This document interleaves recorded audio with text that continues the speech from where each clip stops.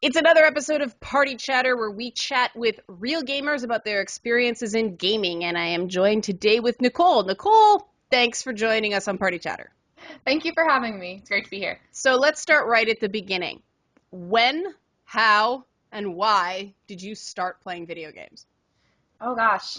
I guess for me, it was back when I was in daycare, and it was run by like a single woman who had a son who had I want to say it was a Sega Dreamcast. And I remember he would be playing it all the time, and I would just be super, super jealous and want to play, and I'd never get to play because it was his and all that stuff. And what happened was when I was 4 years old, that daycare center owner ended up buying me a Nintendo 64 for my birthday. And it was like the coolest thing ever. And ever since then, I always sat down and I would play with my dad and my brother and sometimes my mom, although she was never as good. And yeah, I was pretty much hooked from then on. So you were the person that brought console gaming into your household, essentially, it sounds like. Yeah, pretty much. I mean, my dad had played things like Pong, and I think my mom had like Myst on the computer, but I was the first person to really like want, Donkey Kong 64 or Mario Kart Racing, things like that. Yeah. I mean, it sounds like neither of your parents were exactly resistant to games, which is good. I mean, I always find that's easier when parents are on board. How did your parents kind of feel, if you know, about, you becoming sort of a rabid Nintendo gamer? My parents were fine with it. I think because Nintendo is a lot more family friendly than a lot of other platforms. I know my mom at first had some issues with like my brother and I. Like she would always pull us aside and be like, "I just want to make sure that you know that people don't like you can't hit the restart button in real life. They don't respawn," kind of thing. And like she was worried that it would give us some ideas about the real world that were actually just fictional, but that ended up not happening. I mean, I'm sure she thinks it's because of her constantly telling us, but in reality, we could separate, the Mushroom Kingdom from Planet Earth kind of thing. Right. Now, what are you playing these days? Recently, I've been playing a lot of Binding of Isaac Afterbirth, just because I got a ton of stuff over the winter sale. What did I finish up recently? Grand Theft Auto 5 has been What did you a think of lot Grand of Theft Auto fun. 5? I really liked it. Like I've got like over 70 hours on it now just because of the multiplayer. And Oh, you got into the multiplayer. I finished the single player campaign too, and I enjoyed it. But the multiplayer is probably my favorite thing, I would say. Now, did you do any sort of those side things like the golfing or all that stuff on sort of the side missions on GTA? Did you get much into hmm that, or did you stick to the campaign? I was mostly into the campaign. I've never really been one for like mini games within a game unless it's particularly fun, and I'm not really a fan of golf or like the arm wrestling, things like that. But I got really into like customization. I'm really big on. So like the vehicles and the characters and the outfits and the makeovers and all that fun stuff. And I really like in multiplayer, there's no real campaign, but there's a bunch of like missions that you can do with friends. So like racing, robbing banks, doing heists, doing adversary modes where you're basically like having a showdown with guns, things like that. So I would say I did it sometimes in the single player, but a lot more in the multiplayer. Now, with the content of Grand Theft Auto, I mean, that's one of the big games that always comes up when people talk about, the harmful effects of video games, because it's one of the few where there actually were copycat crimes connected to that franchise. Not GTA 5. hmm We're talking quite a bit before. But for you as somebody who's put a lot of hours into the game, what's the appeal? What do you like about it? Um, I think it's a tough one. I'm kind of I really like adventure games and I really like open world kind of stuff. And so this was you're in the city of Los Santos and it's huge and they've got, the main city, they've got downtown, they've got kind of the ghetto. They have like this not sure what to call it, kind of an outlands area with like a lake and just miles of emptiness kind of thing, deserts. So I really like open world games. I like being able to explore things. I like being able to do like the side missions, like you said. So, and then I also kind of like to break the law from time to time in the video game world because that's the kind of thing that I would never be able to do in real life. So it's kind of nice to just sort of play the role of a criminal and go like, oh, what if I could be a total badass and stuff like that. Now, loaded question. Would you break Hmm. the law in real life if it wasn't for, oh, I'll probably get caught? I don't think so. I do know I tend to have a little bit of a lead foot when I'm driving. So I'll kind of have a climbing speedometer without realizing it. But besides that, I think my sense of morals probably would stop me from doing most things Now, that are illegal. do you think that's something that people don't understand about the appeal of games, games in general and games like that? I mean, I'm a big Saints Row fan, which is like Grand Theft Auto, only way goofy.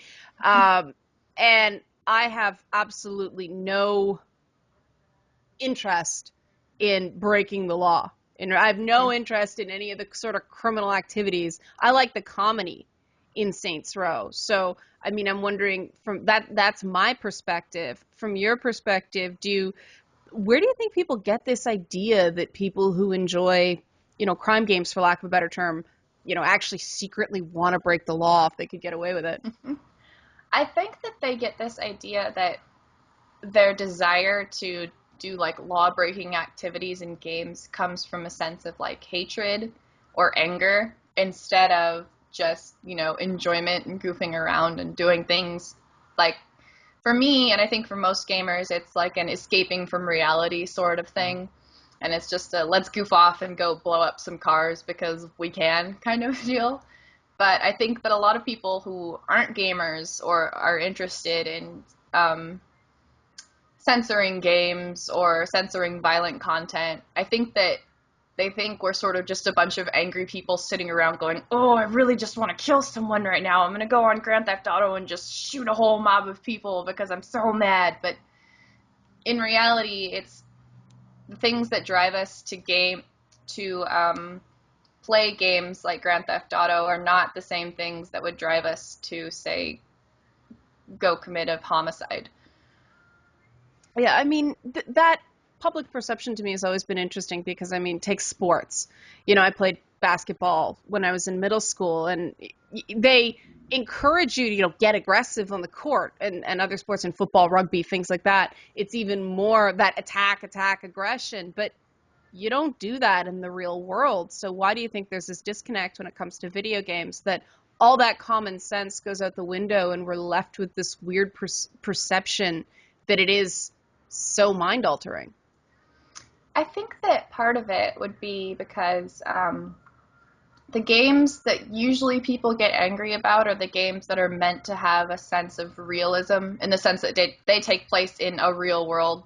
It's like things like Grand Theft Auto, and I haven't played Saints Row, but just from what I know about it, they at least have normal people in them. They have a town, they have NPCs, they have some degree of realism in that sense, even if their storylines or the actions you can do are very like fantastical. But I think that games like, for example, the ones that people don't get outraged about, like Super Mario Brothers, it has like this tiny little plumber man jumping on turtles' heads and collecting coins and power stars and stuff like that, and no one complains about that. But then when you get into this real world sort of virtual environment, I think that makes people more uncomfortable. Yeah, that's probably it. I mean, I guess I come at it differently. None of it feels like the real world to me. Hmm. Even these, I personally don't like the whole realism angle in video games because none of it's real.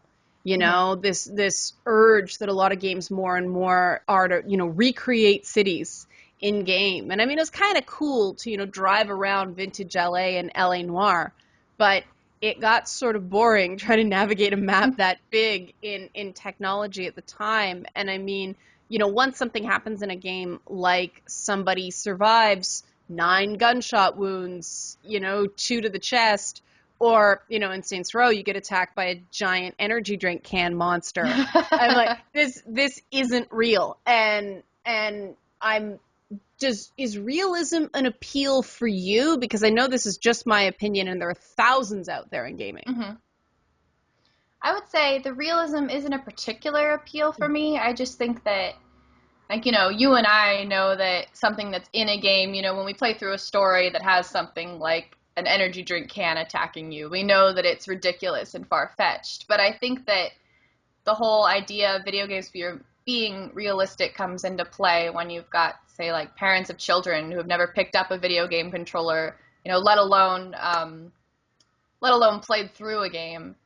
They just sort of see like, oh my gosh, this looks realistic, and there's a city and he's shooting guns at people. But for me, I think I actually enjoy games that are actually not realistic at all. Like one of the games I enjoyed a lot recently was Child of Light, which is about this little girl who is sort of gifted with powers, and it's been a few months, but it's completely set in like this fantasy world, and it's beautiful, but it's not realistic, like in the slightest sense of the word. Yeah, I mean, it's made by Ubisoft, but that game, I think, has a lot of Japanese influences to it, which is why it's so, Child of Light is about, because I do the same thing.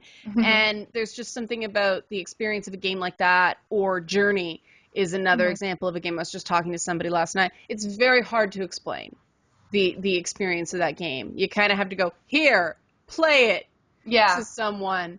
And to me, I think that's part of the disconnect and part of the reason I'm doing this series, because most people who don't play games but are aware of games through the marketing of games.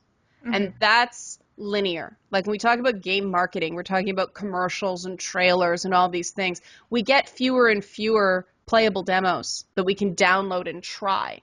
What's your response as a gamer nowadays, based on what's happened with game marketing in the last 3 or 4 years, when you see this really well-made trailer that is more like sort of tone and characters and very little about what the game is about or how it plays? How do you respond to something like that? Yeah, I feel like the trend that at least AAA games have been making as far as like game trailers and game marketing goes is they almost want to make it look like it's a trailer for an action movie, and they want to sort of pull people in that way and say like, oh, look at all this, you can explode things, look at, this cool character is like so awesome and rugged and he's got an AK-47 and all that stuff. But I think that what they're missing is that, like, because there's this disconnect that between movies and between games, and that's gameplay amongst other things. But I think it's people don't quite realize how to show people what the gameplay is like through a trailer, if that makes sense.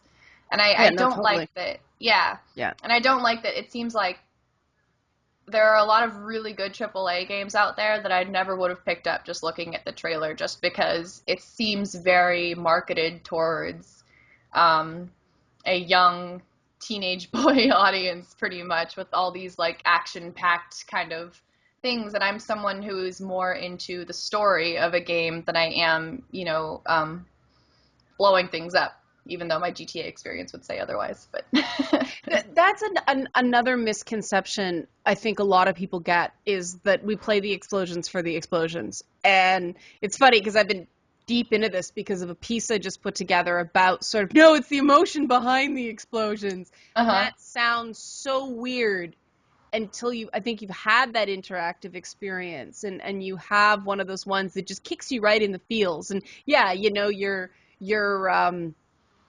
you just killed like 80 enemies getting from point A to point B. But it's really not about that. That, I think, is sort of the difficulty that adds an element of, I don't want to say reward, but an element of grounding and an element of immersion. There's that, $1 million word hmm to, why should I care about this experience I'm having with this character I'm having from a first person perspective? But I find I lose that in multiplayer. So I want to talk to you because you've said you burned a lot of hours in Grand Theft Auto multiplayer. What do hmm you get out of multiplayer? For me, it's because usually when I'm playing alone, I'm very campaign and story focused. When multiplayer comes along, that pretty much just goes out the window. It's almost entirely just trying to play with friends that I know either in real life or online, um, in a virtual setting. And there's something that's sort of special about being able to have a physical presence and being able to play games and do stuff with your friends when in reality, I mean, it's images on a screen, but it feels like you're actually right there with them and you're able to do things that you otherwise wouldn't be able to do. Like I really like games like Tabletop Simulator because it lets me play like card games and stuff with friends that I never would have been able to play in person because they live, 3,000 miles away. So for me, multiplayer experience is more about socializing, I guess I would say, than it is about trying to go through a story and be immersed in it and live it, that kind of thing. So you only play with people you already know. Pretty much, yeah. So I'm sort of isolated from the multiplayer scene in that sense, or the online multiplayer scene. But I don't know. I kind of like it that way. Yeah, I mean, I'm the same way. I'm very sort of skittish on multiplayer just because I've had people I know and they get into multiplayer and they become a different person and I can never look at them the same way again. And so I'm sort of like, I like you, so I don't want to play with you because I might not like you anymore. And have you ever had that? Have you ever had somebody become a different person the minute they get in a game? I don't know. I guess looking back, I know I get a lot more aggressive when I'm in a game because when I'm talking to someone, there's no reason to be competitive. Once I'm in a game and we're like racing and I want to beat you, I trash talk a lot. Like like, I don't try to make anything super personal, but it's kind of normal for when my friends and I get into a multiplayer game, we can be having like this awesome intellectual discussion, whatever, 1 minute, talking about our lives and friends, etc. The next, and then the next, we're just completely like, I don't know what words I can say, but we're completely like shitting on each other and just going to town and trash talking, and it's a fun experience that way. I wouldn't say I've had anyone ruined for me, but that's probably because I can sort of pick and choose who I want to play with. Yeah, I mean, trash talk is that the first party chatter we talked about sort of the place of trash talk and sort of that, exactly what you said. It's sort of that competitive thing. But the other thing I notice about gaming is that it gets you better at losing.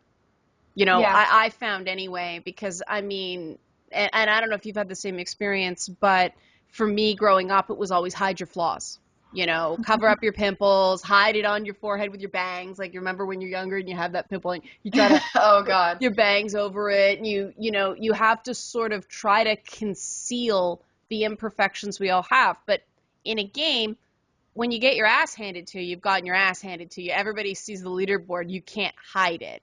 Have you had a similar experience? Yeah, I think there have been a lot of times where, I've gone into something or friends have gone into something thinking like, yeah, I'm the best at this. I'm totally gonna like kick your butt. And then you just completely lose or you die somehow and you don't complete it or you just plain old suck.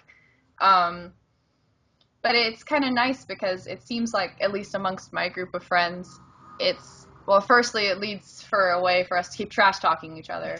But secondly, we're also found that we're really good at different things. So it becomes sort of like a balancing act, and we sort of learn how to make things more fair, which I think is interesting because like we'll be trying to balance teams and we'll be like, okay, well this person should go here because they're good at like sniping, but then this person has to go on this team because of this, and it makes it an interesting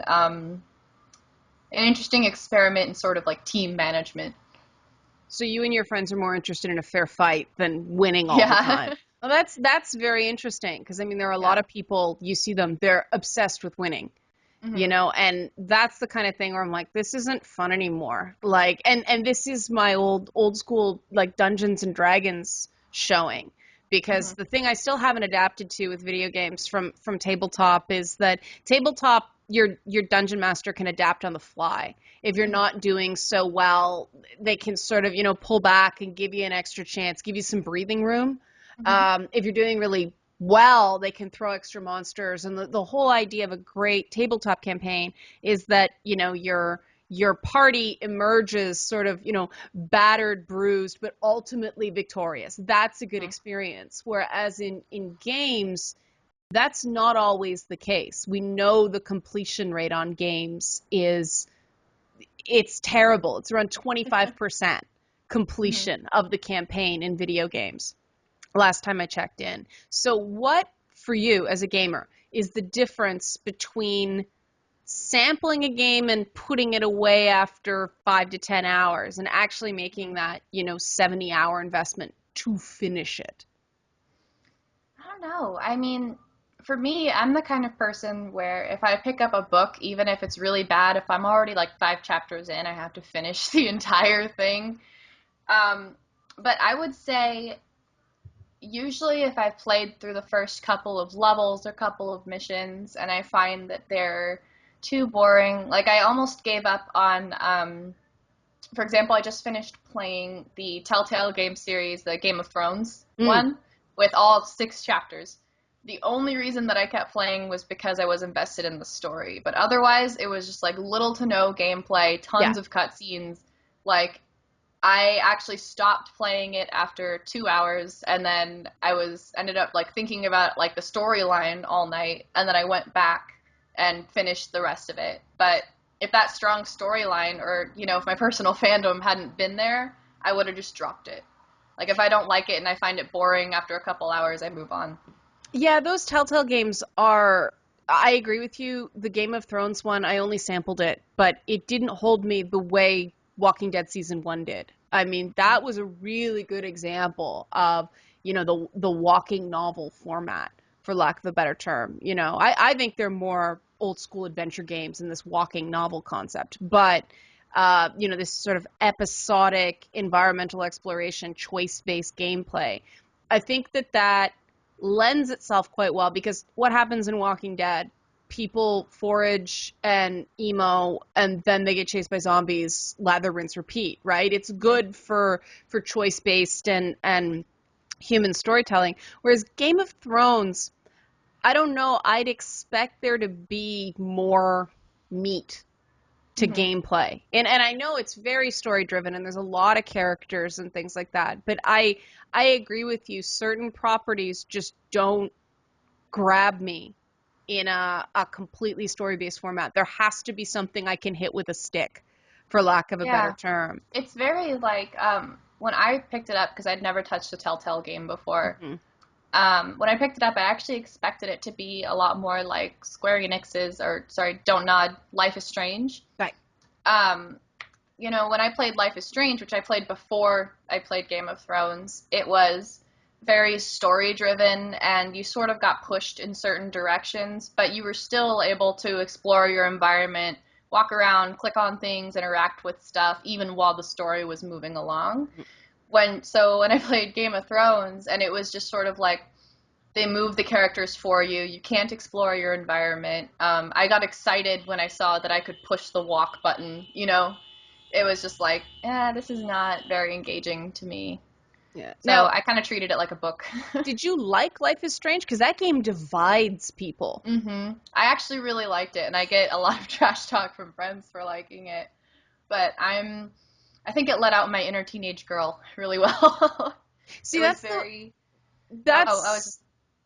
Go yeah, ahead. sorry, that's the way I felt about Gone Home as well. I mean, I understand its limitations and I Hmm. understand the complaints people have about that, but the having lived through that period with, Street Fighter and Don't Ask, Don't Tell and all that stuff, I think it impacted me in a way that if you don't have that nostalgia, it's really not the same. And I guess this is a good time to talk about that whole being a woman in video games and the idea of a product that is not for me. And I think you're good to talk about this because you're similar to me in that you like that thing where it's like, this is echoing my experience. This is sort of, I can relate because, I was a teenage girl at one point. But then you get into something like Grand Theft Auto that I guess you logically know this isn't for me. And but I don't feel, especially more and more, I don't feel like I have to filter through that way to really enjoy a game. I find there are a lot of games that, yes, it's primarily aimed at men, but I don't feel excluded from it. What's been your experience? Hmm. I think I would agree with you there. Like, there are a lot of games I hear the whole, there's a lot of male protagonists and not a lot of female protagonists comes up pretty often. But for me, usually when I'm playing a game, I try to play through the character's perspective rather than, picturing myself in the game. Life is Strange was kind of special in that sense because the character, she's 17, I'm 22.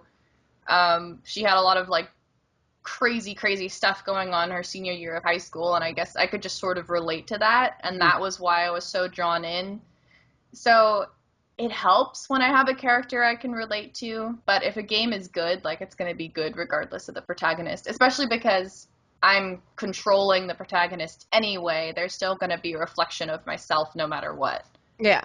Yeah. I mean, there are some protagonists I felt were exceptionally unlikable that I thought worked that way. Others I felt didn't work, but that's anything. I mean, I don't when I'm playing the game, I don't give a damn that Nathan Drake is male. I don't give a damn that Kratos is male. I like their stories, and I like how, and it's not just the story. This is again this difficult thing to explain about the games. I like the experience of playing through their story with them. You Mm-hmm. know, like those action adventure games, those action platformers with shooting are they're like directing the action sequences of a movie to Mm-hmm. me. And I don't expect the same thing from those as something like, say, Dragon Age or Mass Effect, where I want a lot of influence over the outcome of the story. But I seem to be in the minority as someone who can hop genres that way and see them all as sort of equally good in different ways. I find a lot of people really camp on the type of game they enjoy, and they come at it from this type of game is better than other types of games instead of this type of game is this type of game and I prefer it. And Mm-hmm. you mentioned before that your friends give you a really hard time about liking Life is Strange. What I'm wondering is why do you think they're so invested in what games you like? I think it's a matter of, I mean, right now we have a lot of stuff going on in sort of the political sphere surrounding gaming. So there's been a lot of pushback against things that could be considered like overly feminist in gaming. And I think that Life is Strange is one of those games that was immediately labeled as overly feminist because it starred two young girls in high school, and they're both sort of humanities type artsy people and kind of hipstery. I think that once people played it, they found that it wasn't like this grand evil game, but the association still kind of stuck. And I think that because it's a point and click, which I know gets a lot of hate Yeah. just for beginners, it's sort of seen as a how would I put it, like a lower tier because it doesn't require a lot of skill to play versus something like League of Legends or Rocket League or like any of the other Mhm. esports categories is considered to be more respectable gaming than, for example, like Bejeweled or like point and click, Gone Home, stuff like that. Yeah. I mean, I I admit I have trouble understanding this mentality, and I'm hoping you can help me out with that. Because I mean, I've been reviewing games for so long. I realize I've been reviewing games for 10 years. Mm-hmm. And when you've reviewing games for that long, you don't just get to play games you like or games that you're interested in. You have to go in and give every game you play a fair chance on its own merits. And that is what gaming consumers have been telling me for what's it been like 2 years now. That's what they want. That's what they want. They want objective. This is what this game does well. This is what it doesn't do well. But then when you turn around and talk to them, they yell at you for giving a game a good score that they didn't like. So what am I missing here? If they want honesty, but at the same time, it's like there's this glee in tearing someone down because they have a different opinion than someone else. What is going on from your position as just a gamer and not somebody in the media? I think in my case, when my friends sort of give me shit over it, it's just because they're finding something to like pick on for being, like scrub point and click gamer. I do think there is this sort of mentality of superiority amongst some gamers where, I mean, there's like, the PC master race is a joke, but then also if you say that you play on a console, you'll still get a lot of Yeah. flack for it. Which is weird Or because there's so many more consoles, like the console install base on the PS4 alone compared to the number of PCs that, for instance, can run the Oculus Rift Mhm. is astounding. I mean, I have both, Mhm. but that's for work. I'm not sure I'd be able to justify a $1,500 computer and then a console. I'd pick one. And so I admit I still find that strange. I have to ask your friends or console peasant or point and click noob, whatever. Yeah. Um, is it gender wise? Is it other women? Is it men? Is it a mix? Like in your gaming friends, who are you predominantly playing with? It's a mix. I think it's predominantly men, but I think that that's just because of the sort of the gaming community as a whole. Like people who self-identify as gamers, I think are more likely to be men. People who are more into gaming like as an active hobby that is constantly being cultivated, as opposed to just, I hear that statistic a lot that it's women are now 50% of the gaming market, but my mom is technically part of the gaming market because she plays Angry Birds, but I couldn't have a discussion with her about gaming. So I think that there are a lot more men in the gamer scene in that sense. So I don't think it's them being predominantly men is not like an issue for me. I mean, there are still a few women that I'll hang out with and we'll all sort of give each other some ribbing, but yeah, I would say mostly guys. Now, have they, when they give you a hard time about the game, have they played the game and didn't like it? Or is it just the idea Um, of the game that they're just completely put off by? a couple of them I convinced to play the game and they ended up liking it. So that was good. A couple of them who also I convinced to play the game played through the first episode, and the writing in the first episode was really kind of awkward. I've Like you heard can, that. yeah, like you Yeah. can tell it's like a 50-something-year-old man trying to write like a 17-year-old girl, Yeah. which is always going to be tough. That's to be completely honest, that's why I didn't play it, because I heard that and it's like life's too short. I had to go through the Britney Spears, Max Martin pop phase and work that. I don't want a 50-year-old man putting words in a teenage girl's mouth anymore. But Oh yeah, yeah. but it gets better, you're saying. Yeah, it does Okay. get better. But I think we sort of, like we talked about earlier, like at what point do you give up? So they played these first 3 hours of episode one, and then they're like, this one sucks. I'm not going to keep playing this because I probably won't like it. But yeah, for the most part, I think it's just because I think whether it's friendly or whether it's not, it's sort of in our human nature to feel superior and feel the need to be condescending towards people who are not on our tier, things like that. So you think it's tribalism? I think there is a little bit of tribalism. I mean, maybe I would hope not with my friends, Yeah, but I think, this is yeah. a complicated social dynamic here. And I think that people are going to make fun of me is something that is stopping people from sampling games and sampling different kinds of games on a lot of levels. I mean, I know I make a point of being very honest if I like a game, even if it's not popular, and being very honest if I don't like a game, even if it is popular. But that took a lot of time. And it took, like, I feel like I'm at a point where I have sort of enough status in gaming that I can do that. Somebody coming in can't. And I think this is maybe something that we do have to address. And it's tough because when I talk to gamers like yourself, it's like, oh, it's just, it's part of the culture. It's what we do. It's part of the fun. And yet it does sort of set up this wall for people because there tends to be bullying in a lot of geeks' backgrounds. Hmm. So, what do you think is sort of a middle ground? How do we encourage people to play games but still keep that, sort of playful competitiveness that seems like picking on somebody at first glance?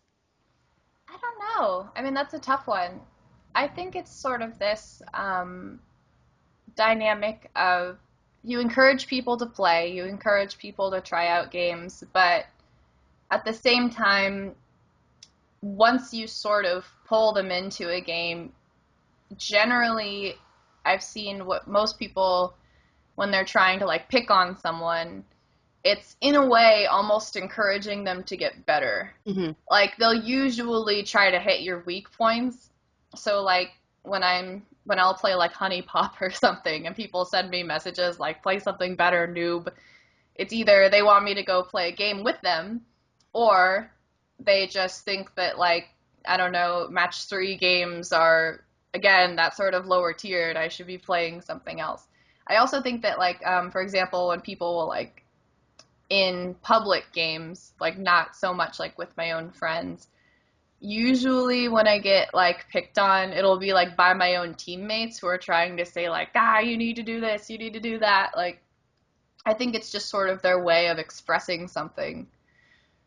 Yeah, that's something I have to watch in myself is, going back to the World of Warcraft days and things like that. When you're in a raid, it is intense and the communication is very fast. Hmm. And I found myself kind of, yelling at people. And afterwards, I felt kind of bad that it was the intensity of the situation. But it always sort of diminished my sense of achievement or my overall enjoyment of MMOs that I'm like, wow, we just had a completely fictional victory that doesn't benefit me at all in real life.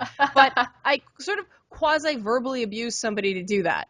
And I didn't exactly feel good, but I know that's why, and I know I have a unique experience because to me, it reminded me of those directors I worked with or producers or showrunners that I worked with where when things got tense, they screamed at the crew, Hmm. So I'm wondering if that's something that, most people don't have that experience. They may have a jerk boss, but it's not like TV sets. I mean, that's a different category entirely. When someone sort of does that to you, do you feel bad? Do you feel like it's a knock against yourself or how do you sort of how, where does the resilience come from to take that and go, yeah, they're trying to help me?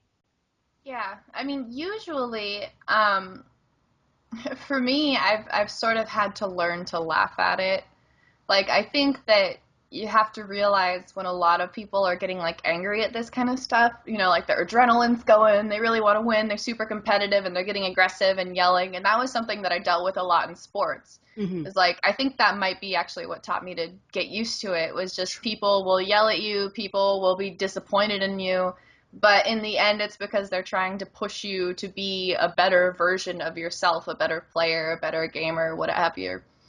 Um, I think that I mean I've sort of been there too, where I've started to like catch myself getting too serious Hmm. about something, getting too aggressive, where I kind of have to stop and be like, I'm sorry I said that, like I'm sorry, And I think that I'm sort of an outlier in the sense that I actually apologize.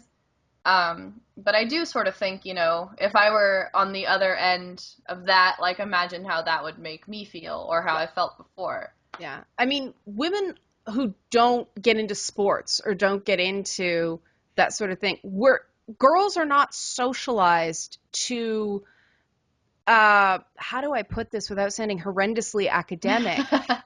It's that whole try hard and be friends at the end of the day or create a kick-ass product. And Hmm. at the end of the day, there's so much emphasis on a group of girls, everybody getting along and everybody being friends, as opposed to, okay, you don't like this person and you don't like that person, so just don't talk. Go to separate. We're not going to force you together. We're not going to trick you and make an awkward moment. Just you don't like each other, you don't like each other, that's fine. There's this thing in groups of women where I call it the nice game. Everybody's supposed to be like, we're all of a sudden in a Southern costume drama. Well, I do declare. And we're all saying this, oh, well, isn't that the sweetest dress? Haven't I seen you wear that before? And, these slams, but they're said with a smile. And I can't stand that. I don't feel like, but that is a common socialization. And I personally think that's part of the reason there aren't more women who play AAA games because there's no room for that. Hmm. Like, you and I are both pretty plain speaking, and we would rather tell the truth and have somebody not like us based on what I know from you than, sort of do that. I'm going to be nice to everybody and then slam them behind their back because that's what some people believe is being nice. Hmm. I mean, that took me a lot to learn that some people, especially women, are socialized that way. That, oh no, your hair looks great. And then you go to the bathroom, oh my God, did you see your hair? It sounds like a stereotype, Yeah, but I it's know exactly what you're real. talking about. Yeah. And that to me has no place in gaming. It's leave that at the door.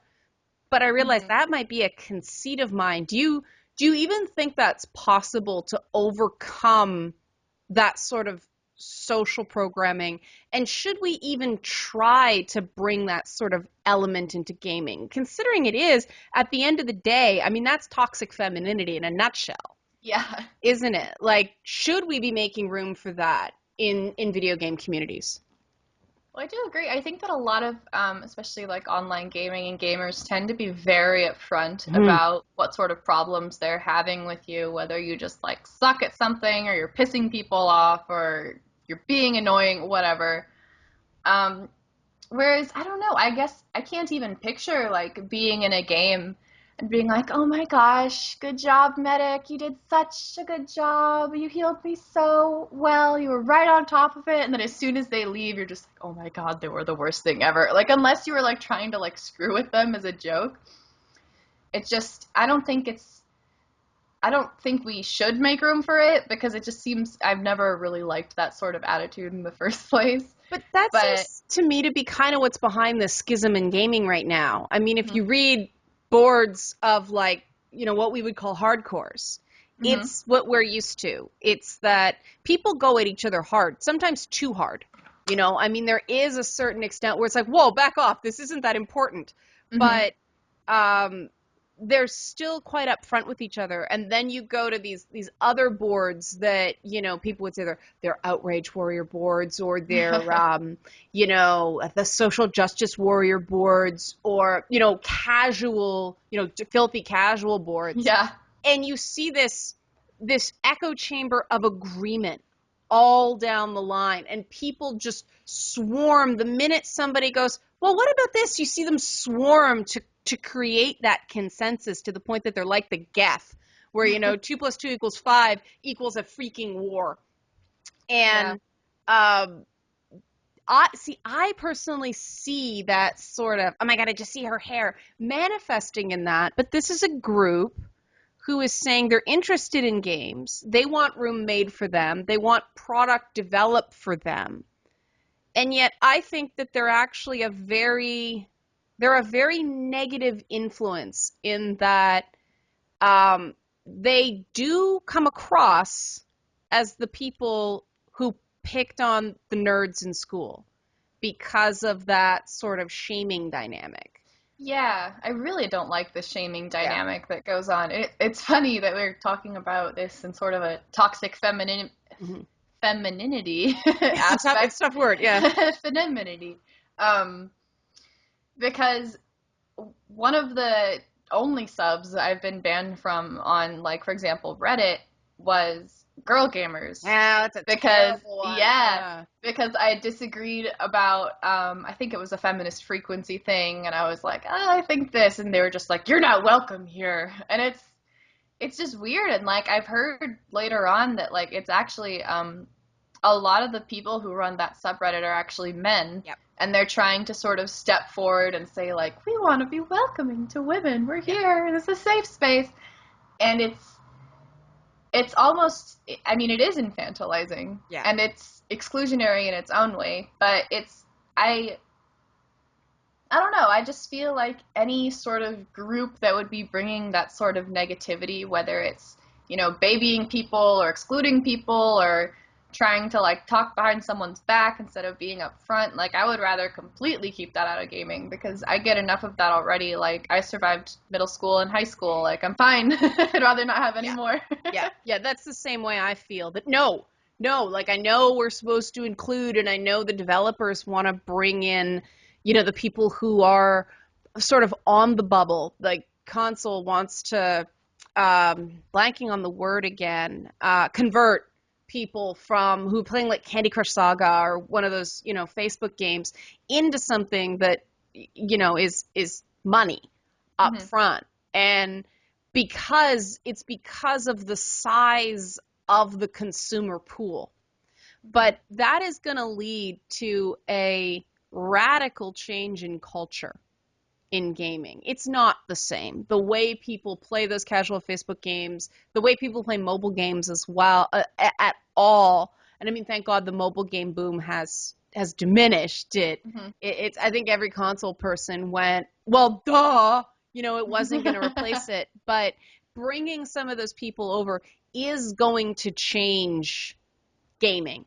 And so my final big question for you is what can we stand to sort of adapt or be flexible on in terms of gaming culture? And what are the elements of gaming culture that is gaming culture, and the minute that changes, it's not the culture that, I don't want to say it should be, but the culture that, has made gaming this entertainment juggernaut? Like, what can we afford to lose and what do we need to keep? I think the things that we could probably lose, or I guess it would be sort of a gain and a loss at the same time, would be if people sort of dropped this pretense that, certain games are better than others just arbitrarily, things like Life is Strange, Gone Home, Candy Crush, all that stuff. It would be nice if we could sort of open the the more gamer market, I guess you would say, up to that sort of point and click, match 3 kind of stuff, and make there have less of a stigma against those sort of games. I think that would actually be pretty beneficial, both to like the industry monetary wise and just for the sake of getting more women into gaming, getting more people into the community, and then if they want, they could move into other games that have similar qualities or just anything that they're really interested in.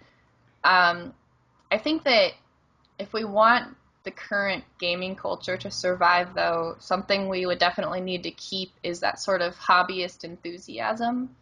Like, I know a lot of people want gaming to be for everyone. Like, it's just as simple as, like, watching a movie or reading a book. But there's a completely different community behind it that just, I haven't really been able to describe it before, but it just feels very much like one giant family that sometimes, like, fights with each other, or, like, maybe one giant, like, a dorm building or something, where everyone's sort of there for the same reason because they enjoy gaming and they want to learn about it and get better at it. But I think that if the gaming market, if gaming becomes more normalized in everyday life, I think we're going to start losing a little bit of that. And that would be kind of a shame to see happen. So you believe that there is such thing as a gaming community? Because I think there is, but people go, no, it's a collection of communities. There is no single gaming community. I take a lot of crap for that Mm-hmm. opinion. So because you said, the one big house metaphor, I want to ask you about this, because where do you stand on this? I think that it's, for the most part, I would say it's one big Hmm. community. Because even though there are like smaller communities, like say, some people like Telltale games, some people want to play StarCraft, some people want to play Rocket League, some people want to play like Honey Pop, things like that. But at the same time, there's so much intersection Hmm. and people going from it's like intersectional gaming, um, people being in multiple communities at once, that it just creates this giant inescapable web where, I might be a fan of, I don't know, Grand Theft Auto, and then I meet another Grand Theft Auto fan who introduces me to Child of Light, who introduces me to, Undertale to, I mean, anything. there's a lot of crossover between hardcore games and stuff like Undertale. Hmm. Yeah. I think it's just a matter of the fact that people are so branched out to each other and have their fingers in so many things. I think it would be impossible to untangle it and say, like, no, this community is separate from this one. Yeah. Yeah. Oh, I completely agree. I think that's a good place to wrap. Nicole, thank you so much for your time. Thank Yeah. you for joining Party Chatter. And what game are you looking forward to close that's coming up? Oh, that's coming up. No, I was just thinking about this today. Most of mine, most of the games I play are actually very, they're older because I like the Steam sales. So I guess I would say, even though it hasn't really been announced yet and is probably being delayed, I really want the HD Legend of Zelda to finally come out for the Wii U because I have been waiting for that since like the end of Skyward Sword, and I really need that in my life. I got to admit, I was kind of excited about that myself. hmm Nicole, thank you so much for your time. All right.